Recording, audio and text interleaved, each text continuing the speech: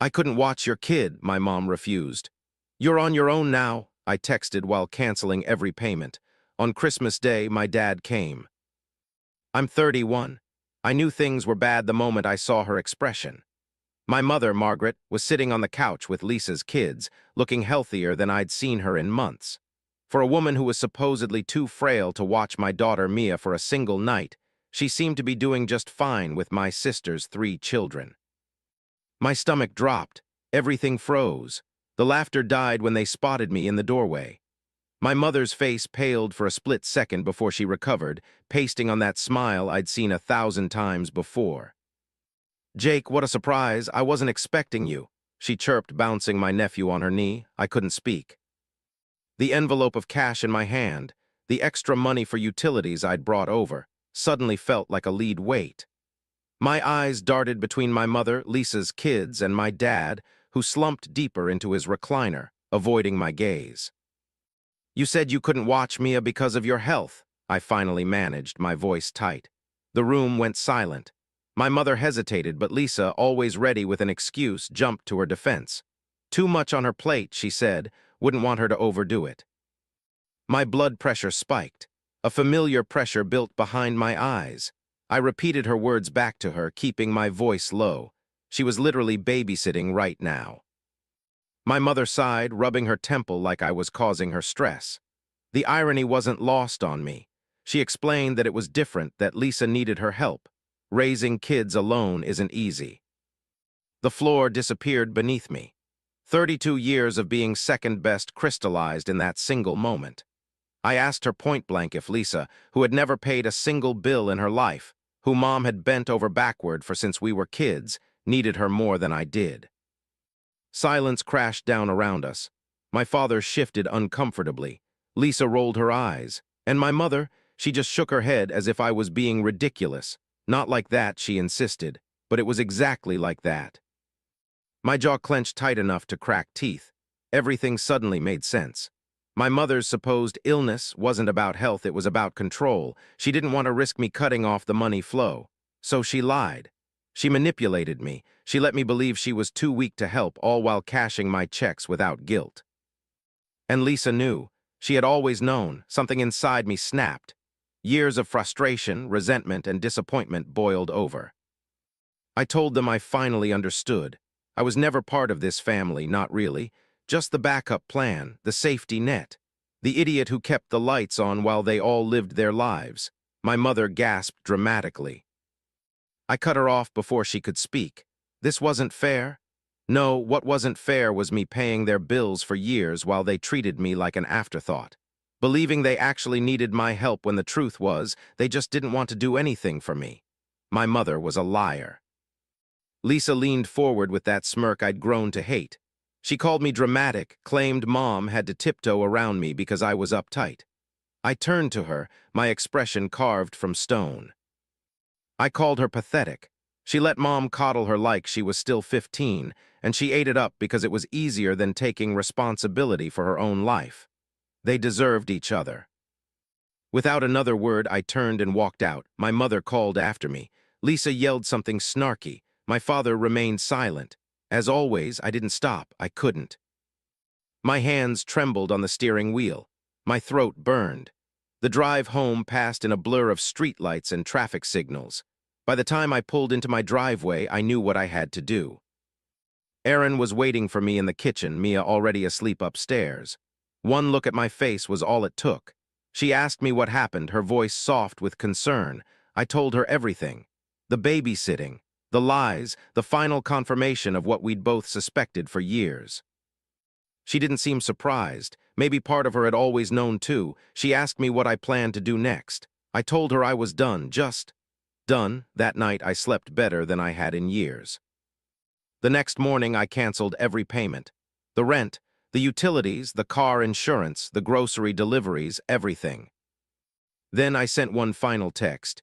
"You're on your own now, good luck," and I blocked their numbers. What followed was pure chaos. First came the missed calls, dozens of them lighting up my phone like a Christmas tree before I blocked their numbers. Then the emails, urgent, desperate, guilt-laden. When those went unanswered, they started calling Erin. She declined each call with a satisfaction that made me fall in love with her all over again. Finally, Margaret took it public. A long, tearful Facebook post about how her ungrateful son abandoned his poor, sick mother in her time of need. She described in vivid detail how she'd sacrificed everything for me, only to be repaid with cruelty. I didn't take the bait. Instead, I wrote my own post without dramatics, just cold, hard truth. I'd been paying their bills for years. My mother lied about being sick to avoid babysitting my daughter. She refused to watch my child for one night but was perfectly fine watching my sister's kids. I was done being used. The reaction was immediate and brutal. Family members I hadn't spoken to in years reached out in support. Friends shared their own stories of toxic family dynamics. Even some of my parents' neighbors chimed in, mentioning how they'd seen my mother gardening or shopping on days she'd claimed to be bedridden. Lisa got the worst of it.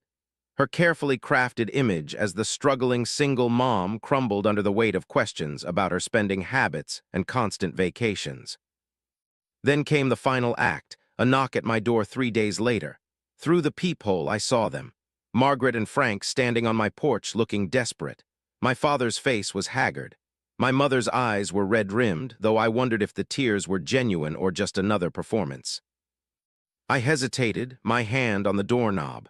Part of me wanted to ignore them, to let them stand there until they gave up and left. But another part, the part that still hadn't completely let go, wanted to hear what they had to say. I opened the door but remained in the doorway, blocking their entrance. My mother began immediately. Her voice broke as she pleaded for us to talk, reminding me they were my parents. I told them to talk, not moving from my position. My father cleared his throat. "Son, your mother is devastated. We both are. We never meant to hurt you." "You didn't mean for me to find out," I corrected him. "There's a difference." My mother reached for my arm, but I stepped back. "Sweetheart, I know you're upset, but cutting us off like this, it's cruel. We can't make our rent this month. The electric company is threatening to shut off our power. Is that what you want? Your parents living in the dark?" The guilt trip was so predictable, so transparent that I almost laughed. "You have options," I said calmly. "Dad can get a job, you can downsize to a smaller place. Lisa can finally start contributing, or you can keep playing these games and see where that gets you." My mother's expression hardened. "After everything we've done for you, this is how you repay us, by throwing us out on the street. What exactly have you done for me, Mom? Name one thing from the past decade that wasn't about what I could do for you." Silence. My father looked away. My mother's mouth opened and closed, but no words came out. That was what I thought. I told them. They had made their choice. Now they could live with it. I shut the door. For the first time in my life, I was truly free. No more guilt. No more manipulation. No more chasing love that was never really there. And it felt damn good. The next few weeks were surprisingly peaceful. Aaron and I took Mia to the beach for a long weekend. We started looking at houses in a different school district, something we'd talked about for years but never pursued. I got promoted at work, partly because I could finally focus without constant family emergencies distracting me. But of course, life is never that simple. The gossip reached me through well-meaning coworkers and distant relatives. My parents were spreading rumors that I'd had some kind of mental breakdown. Lisa was telling anyone who would listen that I'd always been unstable and money-obsessed. My aunt called me one evening. She skipped the pleasantries, telling me immediately that they were saying I'd lost it. Margaret was telling everyone I was having some kind of midlife crisis. I sighed, leaning back in my office chair. I asked her if she was surprised. Not even a little, she admitted. She knew my mother. She couldn't stand losing control. My aunt had always seen through my mother's manipulations. It was why they barely spoke anymore.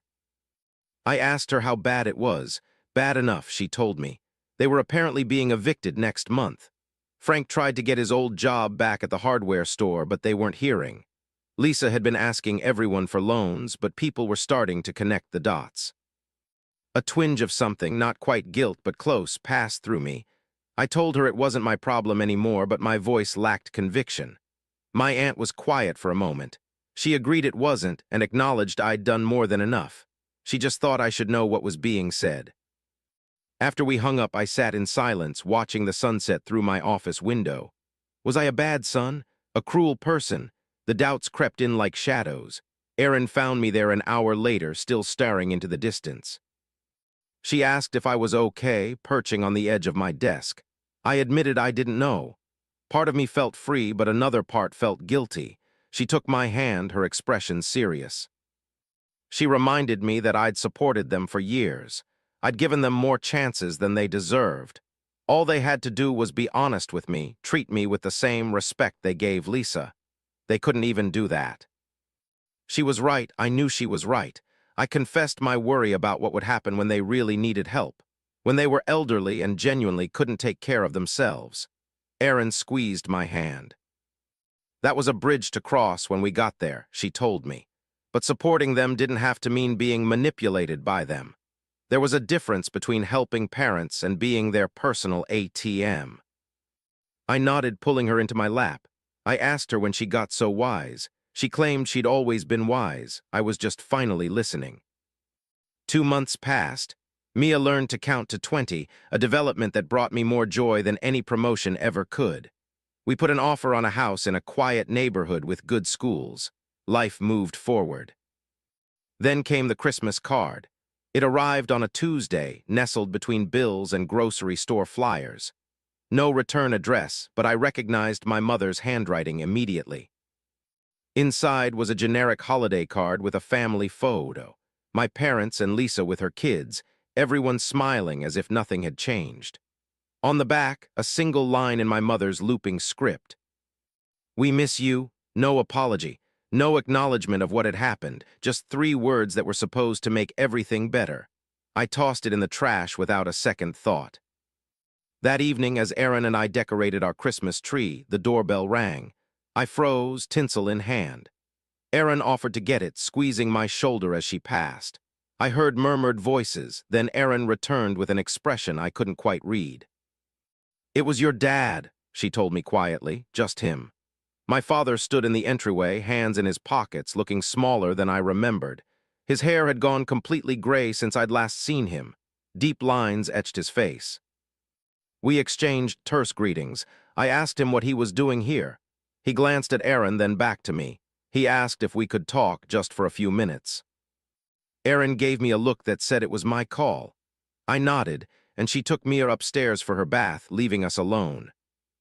I gestured toward the living room, and we sat on opposite ends of the couch, the partially decorated Christmas tree blinking between us. "Your mother doesn't know I'm here," he began, staring at his hands. "She'd be furious if she found out. That got my attention. So why are you?" He took a deep breath. "Because I owe you an apology, a real one, not whatever manipulative nonsense your mother's been trying." I didn't respond. I'd heard too many hollow apologies over the years. He continued, his voice rough. He had failed me not just recently, but my whole life. He stood by while my mother favored Lisa. He watched her take advantage of my generosity without saying a word. He let it happen. The raw honesty in his voice caught me off guard. I asked him why he never stepped in. He rubbed his face, suddenly looking every bit his 68 years. He confessed he was a coward. It was easier to let her have her way than to fight about it. Easier to stay quiet than stand up for what was right. He didn't expect forgiveness. He wouldn't in my shoes. But he needed me to know that I was right to walk away. And he was proud of me for having the courage he never did. Something tight in my chest loosened slightly. I asked him what would happen now. They were moving in with Lisa, he told me with a grimace. My mother's idea, not his. The irony was, Lisa wasn't happy about it either. Turns out she didn't actually want to take care of them. Who'd have thought? Despite everything, I felt a small smile tug at my lips. "Shocking," I deadpanned. For the first time in months, my father smiled too, a sad, tired smile, but genuine. He said he should go. My mother would be wondering where he was. I walked him to the door, uncertain what to say. He paused on the threshold, turning back. "Merry Christmas, son. That's a beautiful little girl you've got. You're a better father than I ever was." Before I could respond, he was gone, trudging through the light snow back to his car. I closed the door, leaning against it, oddly shaken. I hadn't expected him to acknowledge his failures, let alone apologize for them. It didn't erase the past, but it was something. Erin found me still standing there minutes later. She asked if I was okay. Yeah, I said, surprising myself by meaning it. I think I am. That night, as we finished decorating the tree, I thought about family, not the one I was born into, but the one I'd chosen. Erin, who loved me without conditions. Mia, who looked at me like I hung the moon. Even my friends and coworkers who'd stood by me through everything. They were my real family, not perfect, but real. We moved into our new house, a modest 4-bedroom with a backyard big enough for a swing set. Mia turned 3, celebrating with a dinosaur-themed party that left our kitchen covered in green frosting for days. I heard from my father occasionally, brief, awkward phone calls that neither of us quite knew how to navigate. My mother still refused to apologize, telling anyone who would listen that I was the one who needed to make amends. Lisa had apparently kicked them out after 2 months, unable to handle their constant demands. They were now renting a small apartment on a fixed income. Part of me felt vindicated. They were finally facing the consequences of their actions. But another part felt sad, not for them exactly, but for what could have been. For the relationships we might have had if things had been different. One sunny Saturday, as I pushed Mia on her new swing set, my phone buzzed with a text from an unknown number. "It's Lisa. Can we talk?" I stared at the screen, unsure how to respond. My sister and I hadn't spoken since that day at our parents' house. What could she possibly have to say now? Curiosity won out. "When and where?" I replied. We met at a coffee shop the following Monday during my lunch break. Lisa was already there when I arrived, looking different than I remembered. Less polished, more real. She thanked me for coming. I asked her directly what she wanted. She wrapped her hands around her coffee mug, avoiding my eyes. She owed me an apology, she finally admitted. She'd been awful to me. I raised an eyebrow, waiting. She explained how she thought it would be fine when our parents moved in with her. She figured they'd help with the kids, maybe pitch in with bills, but they just expected everything. Mom complained about her cooking, her parenting, her housekeeping. Dad sat around watching TV all day. "Sounds familiar," I remarked dryly. She nodded, looking chagrined.